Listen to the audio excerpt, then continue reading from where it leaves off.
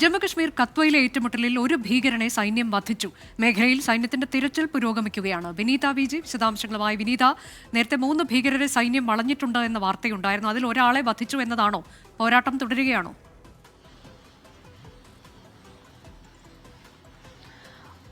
തീർച്ചയായും അനുജ സൂചിപ്പിച്ചതുപോലെ നേരത്തെ കത്വയിലടക്കം 3 ഭീകരരെ സൈന്യം വളഞ്ഞിരുന്നു. ഒപ്പം ബിലാവാർ മേഖലയിലടക്കം സൈന്യത്തിന്റെ തിരച്ചിൽ തുടരുകയും ചെയ്തിട്ടുണ്ടായിരുന്നു. ഈ തിരച്ചിലിനിടെയാണ് സൈന്യവും ഒപ്പം തന്നെ ഭീകരരും തമ്മിൽ ഏറ്റുമുട്ടലുണ്ടാവുകയും ഭീകരർ സൈന്യത്തിനു നേരെ വെടിവെപ്പ് നടത്തുകയും ചെയ്തു.